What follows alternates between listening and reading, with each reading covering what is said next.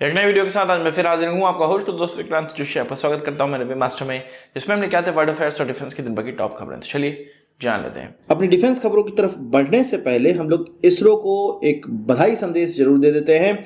इसरो के द्वारा अपना चंद्रयान 3 स्पेसक्राफ्ट लॉन्च कर दिया गया है बाहुबली रॉकेट के द्वारा, जिसको कि LMV-3 भी कहा जाता था। ये जो रॉकेट है उसके द्वारा जो चंद्रयान 3 है, या हम लोग कह सकते हैं रोवर, लैंडर, ऑर्बिटर, वो सभी हमारे ऑर्बिट में, डिजायर ऑर्बिट में पहुंच चुका है। और धीरे धीरे अब इसका जो पृथ्वी के अराउंड जो पाथ है उसको धीरे धीरे बढ़ाया जाएगा और चंद्रमा की तरफ ले जाया जाएगा। फिर चंद्रमा का चक्कर ये लगाने लगेगा और फिर इसके पाथ को धीरे धीरे छोटा किया जाएगा और तब जाके लैंडर और रोवर का काम स्टार्ट होगा।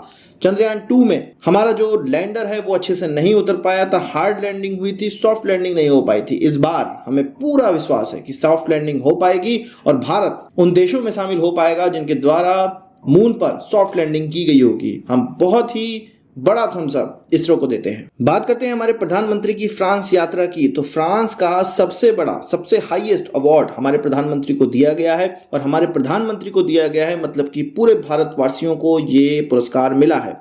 इसका नाम है grand cross of Legion of Honour, जो कि फ्रांस का कोई भी मिलिट्री या सिविलियन पुरस्कारों में से सबसे ऊंचा पुरस्कार है। यह पहली बार नहीं है कि हमारे प्रधानमंत्री को किसी देश का सबसे ऊंचा पुरस्कार दिया गया हो। इससे पहले फिजी के द्वारा, पापुआ न्यू गिनी के द्वारा, भूटान के द्वारा, US के द्वारा, बहरीन के द्वारा, UAE के द्वारा, सऊदी अरेबिया के द्वारा, इन सभी देशों के द्वारा अपना हाईएस्ट सिविलियन ऑनर या सिविलियन मिलिट्री ऑनर दिया गया है हमारे प्रधानमंत्री को। और उस कड़ी में, उसी लिस्ट में अब फ्रांस भी शामिल हो गया है। भारत के किसी प्रधानमंत्री को ये पहली बार अवार्ड प्राप्त हुआ है। इससे पहले जो विश्व के प्रसिद्ध नेता हैं उनमें एंजेला मार्केल, नेल्सन मंडेला और इसी जैसे बड़े नेताओं को ये पुरस्कार प्राप्त हो पाया है। अब बात करते हैं हमारे इंडियन आर्मी की, और चीन की छक्के छुड़ा दिए हैं हमारी इंडियन आर्मी ने, और विजिलेंट रहते हुए ये सारी चीजें की गई हैं। पूरी घटना को आप समझिए। असल में एक टेबल टॉप एरिया है जो कि गुरंग हिल्स में पाया जाता है, और ये चुसूल एरिया है जो कि चीन की तरफ भी होता है, भारत की तरफ भी होता है। बफर जोन इस क्षेत्र में बनाया गया था और इन बफर जोन में चीन के द्वारा अपने कुछ 4 टेंट लगा दिए गए थे। उनके ट्रूप्स यहाँ पर बैठ गए थे। इस चीज की जानकारी जब हमारी आर्मी को लोकल लोगों ने दिया, चरवाहा लोगों ने दिया, तो हमारी आर्मी तुरंत वहां पर पहुंची और इन 4 टेंट्स को उखाड़ फेंका है। चीनी ट्रूप्स को वापस जाने पे मजबूर किया गया। इसी तरह के फॉर्मूले पे चीन हमेशा से काम करता आया है, जिसको कि सलामी स्लाइसिंग कहा जाता है। इसमें जो भी बफर जोन होते हैं या जहां पर कोई भी देश गश्ती नहीं कर रहा होता है, वहां पर चुपके से चीन जाकर अपना टेंट या खूंटा गाड़ लेता है और उनको अगर कोई पीछे भगाने वाला नहीं होता है तो धीरे धीरे अपनी बसावट वो वहां पर ज्यादा बढ़ा लेते हैं। PLA के जवान अपनी संख्या बढ़ा लेते हैं, धीरे धीरे अपने पोस्ट बना लेते हैं और फिर उस जगह को क्लेम करने लगते हैं। अब यहां पर भी बफर जोन बनाया गया, भारत तो वहां पर कुछ कर नहीं रहा था। इन्होंने अपना जो काम है वो उसको स्टार्ट कर दिया, और अगर भारत इनके टेंट को नहीं उखाड़ कर फेंकता तो ये अपना बॉर्डर पोस्ट बना लेते और वहीं पर रहने लगते और उसके आगे फिर से ये बफर जोन बनाने का प्रयास करते, आगे के लैंड्स के लिए कॉन्टेस्ट करते।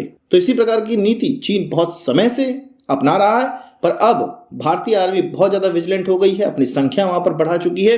अब चीनियों की एक भी नहीं चलने वाली है। बात करते हैं चीन के फेमस दोस्त आयन ब्रदर की, पाकिस्तान की, और उनके झूठ की। वैसे तो पाकिस्तान ये बहुत समय से रट रहा है, 2011-12 से ही रट रहा है कि इराक के द्वारा उनके JF-17 को खरीदा जाना है। पर अभी कुछ दिनों पहले और भारतीय मीडिया में भी और पाकिस्तानी मीडिया में भी ये निकल कर आने लगा कि 12 एयरक्राफ्टों के लिए कॉन्ट्रैक्ट साइन कर दिया गया है, जो कि $600 मिलियन का होगा। और ये भी कहा जाने लगा कि पाकिस्तान के इतिहास में सबसे बड़ा ये कॉन्ट्रैक्ट अलॉट किया गया है एक्सपोर्ट में। पर अब अरेबियन बिजनेस न्यूज पोर्टल के द्वारा या मैगजीन के द्वारा ये बताया जाने लगा है, उनके सोर्सेस ने ये डिनाई किया है कि इस तरह की कोई भी डील नहीं हुई है और पाकिस्तान झूठ बोल रहा है। उनका ये कहना है कि 2022 तक जो उनके पुराने डिफेंस मिनिस्टर थे जुमा, अगर वो होते और ये उन्हीं की परिकल्पना थी कि JF-17 को खरीदा जाए, पर अभी के डिफेंस मिनिस्टर की ऐसी कोई परिकल्पना नहीं है और वो पाकिस्तान के साथ इस तरह की किसी भी डील में एंगेज नहीं है और ना ही JF-17 को खरीदा जा रहा है। इसके लिए कोई भी बजट अलॉट नहीं किया गया है और ना ही इसको भविष्य में खरीदा जाएगा। तो ये पाकिस्तान का प्योरली झूठ निकल कर सामने आया, जिसको कि फैलाया जा रहा है। पर अभी भी इंडियन मीडिया में इस चीज को बताया जा रहा है कि पाकिस्तान JF-17 इराक को बेच सकता है, पर लेटेस्ट खबर ये आ गई है कि इराक के सोर्सेस ने ये डिनाई किया है और ये हमारे अखबारों में पहले नहीं निकल कर आया है, ये अरब के अखबारों में पहले निकल कर आया है। बात करते हैं फ्रांस के साथ जो हमारी राफेल एम की डील होने वाली है, उस डील के साइनिंग के बाद क्या होने वाला है। असल में 6 महीने के अंदर, डील के साइन होने के बाद 6 महीने के अंदर फ्रेंच नेवी का 2 से 4 एयरक्राफ्ट जो कि ट्रेनर एयरक्राफ्ट होगा वो भारत आएंगे और हमारे लोगों को, हमारे पायलटों को इसके द्वारा ट्रेनिंग दी जाएगी।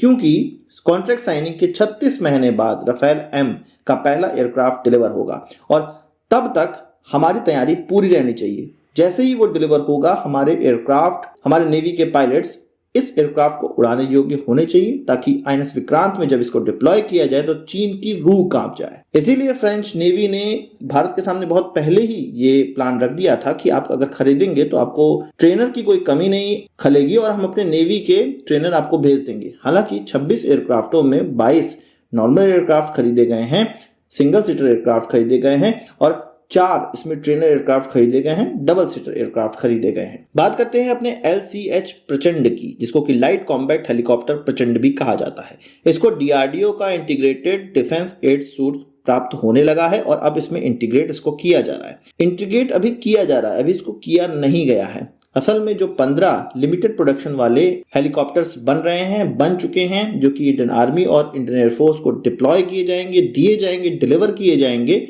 उनमें ये सूट नहीं लगा होगा। इससे पहले हमारे एडवांस लाइट हेलीकॉप्टर्स में सैब का डिफेंस सूट लगाया जाता था, जो कि हमारे 200 हेलीकॉप्टर्स में ऑलरेडी लगा हुआ है, पर अब DRDO के डिफेंस सूट के द्वारा इसको रिप्लेस किया जाएगा। इसकी खास बात ये होती है कि अगर हेलीकॉप्टर को कोई निशाना बना ले तो यही चकमा देने के लिए, मिसाइलों को या किनीसेल्स को चकमा देने के लिए इस्तेमाल किए जाते हैं और हेलीकॉप्टर को सरवाइव करने में मदद करते हैं। बात करते हैं स्कॉर्पियन क्लास सबमरीन की। हमें पता है कि 3 और स्कॉर्पियन क्लास सबमरीन, जिसको कि भारत में कलवरी क्लास सबमरीन कहा जाता है, उसका ऑर्डर हम लोगों ने दे दिया है और फ्रांस के थ्रू भारत की कंपनी माजा काउंट लिमिटेड इसको भारत के अंदर बनाएगी। पर इसमें एक मिसाइल ऐसी है जो कि अभी नहीं लगकर आती है, पर फ्रांस के ब्रकूडा क्लास के सबमरीन में इसको इंटीग्रेट कर दिया गया है। कुछ 50 से ज्यादा संख्या में फ्रांस की नेवी ने इसको खरीदा है और इसका नाम है नेवल स्कैल्प। स्कैल्प मिसाइल का, जो कि सबसोनिक क्रूज मिसाइल है, उसका एक नेवल वेरिएंट है। इस स्कैल्प मिसाइल को हम लोग ऑलरेडी हमारी एयरफोर्स में राफेल में इस्तेमाल कर रहे हैं और फ्रांस ने इसको भारत के लिए भी अब प्रोजेक्ट किया है। देखते हैं भारत को लेता है कि नहीं। वैसे हमारी सबमरीन में अभी तक कोई भी क्रूज मिसाइल इंटीग्रेट नहीं करी गई है। ब्रह्मोस को इंटीग्रेट किया जा सकता है और अगर ब्रह्मोस को इंटीग्रेट कर दिया गया तो इस सबसोनिक मिसाइल की हमें कोई भी आवश्यकता नहीं रहेगी, क्योंकि इसकी जो रेंज है वो कुछ 300-400 किलोमीटर की है और हमें अगर सबसोनिक मिसाइल इंटीग्रेट भी करनी पड़ी तो 1500 किलोमीटर से नीचे की किसी काम की नहीं है। तो मुझे लगता है कि फ्रांस का इस ऑफर को भारत अच्छे से नहीं लेगा और लेना भी नहीं चाहिए। हमें अपने ब्रह्मोस को इंटीग्रेट करने पे ध्यान देना चाहिए। आज की इस वीडियो के लिए बस इतना ही। आशा करता हूँ वीडियो पसंद आया होगा।